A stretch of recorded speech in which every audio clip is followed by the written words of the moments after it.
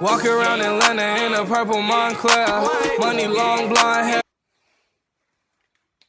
Hey everyone, it's Kishal. Today is the 19th of March, and it's like right in the middle of this shelter-in-place kind of thing with the pandemic going on.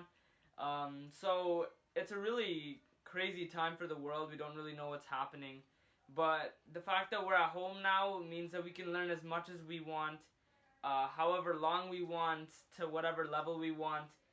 So that's why I'm going to be trying to publish as much Spanish things as I can. Make sure people don't forget the language, or if they want to learn the language at a further level. And yeah, so I'm also going to be hosting more speaking practice for people not to forget it. And you can check out my Facebook page where I'm going to be posting the links and everything like that. So check that out.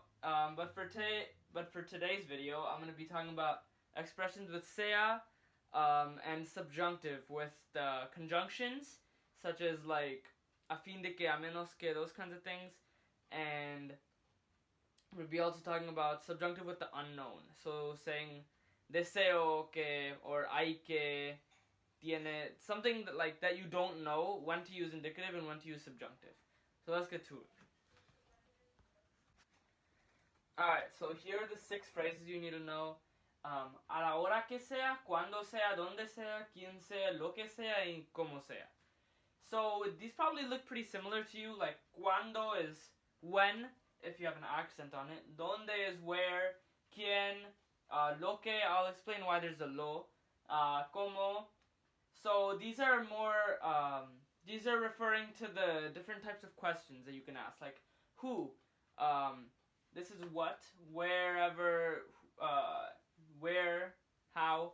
So essentially, adding the sea, cuando sea, is saying whenever it may be. Like, call me when you get home, whenever you get home, whenever it may be.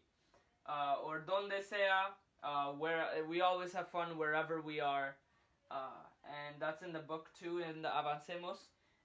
Siempre lo pasamos bien en la playa, en la ciudad, o donde sea. So we always have fun wherever it may be. Quien sea is whoever. Como sea is however it may be. And a la hora que sea is kind of like cuando sea, at whatever time. So lo que, so you might have seen lo que in a sentence. Lo que is kind of like a what. So it's saying, it's kind of a pronoun for an abstract idea. So that's basically what it is, and it refers to whatever. So lo que sea. Yeah. Alright, so now we're gonna do conjunctions. So there are 7 conjunctions that you have to memorize. A fin de que, a menos que, antes de que, con tal de que, en caso de que, para que, y sin que. And I'm going to talk about why you need to use the subjunctive with these. Essentially, you use the subjunctive after these because you're not sure that it'll happen. For example, if I'm saying, I'll go for a picnic as long as it doesn't rain. That's con tal de que. You're not sure whether it'll rain or not. You still have some doubt. And that's why I use subjunctive. Same thing as like a menos que. I'll stay at home unless my friend comes. You don't know if your friend's gonna come, and that's why you use subjunctive. Same thing with antes de que, before he leaves, you don't know if he's gonna leave. And things like that. In the past, however, for example, with antes de que, you might learn that you have to use the indicative in the past, because if you know that it happened in the past, then there's no doubt. But for the present, right now, not to confuse you guys, it's always subjunctive with these conjunctions. And one more thing is, if you don't have a que, if you have a que, then you have to use the conjugated form of the verb. For example, I'll give you a sentence afterwards. But if you don't use the que, if you just say antes de, then right after that you have to have the verb, no conjugation, just the infinitive. Because the que indicates that a clause is following it. And by a clause I mean like antes de que él salga, before he leaves. So he leaves is a clause. But if there's no que, then you can just put the verb, because the que means that. So before that, or let me get another one that makes more sense. For para que él salga, in order that he leaves. And then if you have only para, it's in order to leave. So if that makes sense. So just, if you have a que, then conjugate it. If you don't have a que, then don't conjugate it. Leave the infinitive. Alright guys, so I have some things on the board. So on the top is more about the antes de que and the antes de. So here it's ustedes irán antes de que vengan. So since I have a que, I have to conjugate this because this is its own clause. You all will leave before they come. But here, there is no clause. It's just the verb. There's no subject change or anything. So it's before leaving. So wash your hands before leaving. And then something down here that I wanted to cover is cuando and a future event, which is like, tell me when the results are out. Tell me when he comes.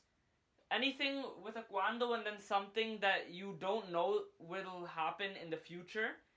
For example, like, tell me when he comes, tell me when he calls, tell me when it rains, things like that.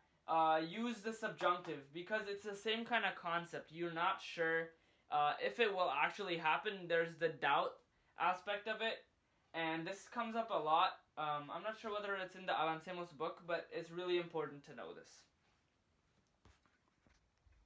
Alright, now let's move on to the unknown, or the lo desconocido in Spanish. So here are three phrases: quiero, busco, necesito que. And why I put them up is because you're going to be using the subjunctive after this. So let me give you an example here on what these dots are. So let's say you're at a store. I'll pretend you're at a store for all three of these. And you're talking to a helper, like an assistant or someone. And you want a computer, for example. Quiero una computadora que no cueste mucho. Quiero una computadora que no cueste mucho. I want a computer that doesn't cost that much. So why did I use subjunctive here? Because it's unknown. You're not sure whether that computer is actually there. You're saying that I want it. I want something like that, but you're not sure that it exists. Same thing with busco. Say, busco una computadora que no cueste mucho. Same kind of concept. I'm looking for a computer that doesn't cost that much. You're not sure whether you're gonna actually get it, but that's what you're saying. And necesito, the same kind of concept. Yeah. Alright, so now I'm doing some questions. And all of these unknown things are kind of the same concept. If the sentence indicates that you're asking about something, or that you're inquiring whether something actually exists, or you're expressing that, like, for example, I'm looking for, I need, I want, things like that, where you're not sure whether, it's not known for certain whether it exists, then you should use the subjunctive. So, for example, you're still at the store, you're still looking for a computer. Hay una computadora que no cueste mucho. Is there a computer that really doesn't cost that much? Conoces doesn't really work like that. Conoces a alguien que, I don't know, que sea alto or something. You know someone that's tall. I don't know. But essentially, you're not sure whether they know someone that's tall. It's unknown. And then tienes una computadora que no cueste mucho. Same. Yeah. Alright, so we got rid of the questions. Now it's negative statements. So you're saying that, pretend you're the assistant, and you're telling the customer that no, it does not exist. So in that case, you also use a subjunctive. The only place where you would use the indicative is where you're sure that it definitely does exist.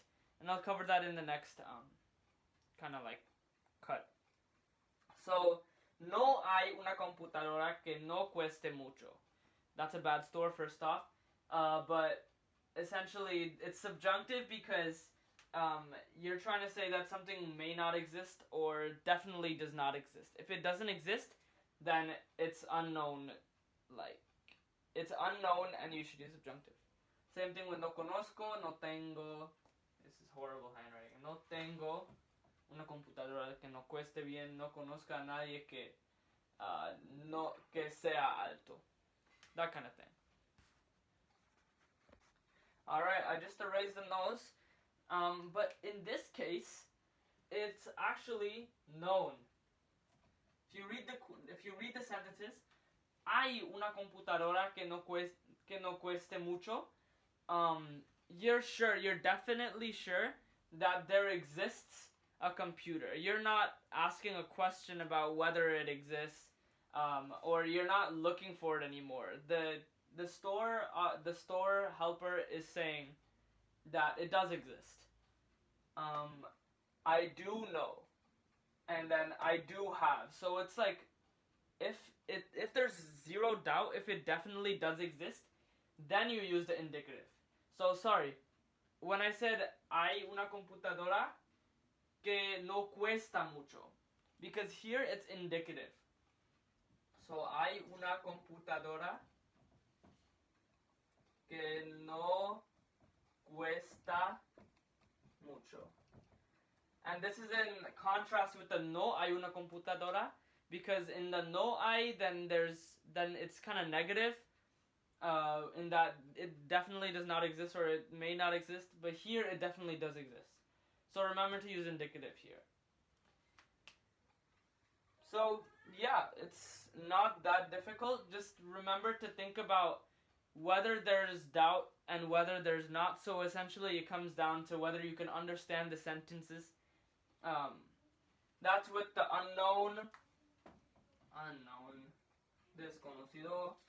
And then the other concept that I covered today was subjunctive with conjunctions. Just basically memorize those conjunctions and understand that you need to use subjunctive with them. Also, if you read a lot of kind of articles in Spanish or talk in Spanish a lot, you'll realize that some of them aren't as used as much. For example, a fin de que and para que. If you read the book, you might notice that they mean the same thing. In my experience, I've heard para que much more times than a fin de que. So that kind of thing. And then the expressions with sea, I haven't heard those that much, but good to study them. And just remember, like, if you remember your questions, quién, cómo, cuál, qué, lo que, donde, like those kinds of things, if you remember those, then you should be fine. So thanks very much for watching this video over your break. It's good that people are learning during this time, and I hope that you guys understand that it's really important that we stay positive during this time and continue our academic prowess. So if you're interested in practicing speaking a little bit, feel free to drop by the Zoom chat that I'm going to be having tomorrow at 1 p.m. The link's in my Facebook, and I'll probably put it on the description here too. I look forward to seeing you guys there, and thank you very much for watching this video. Adios.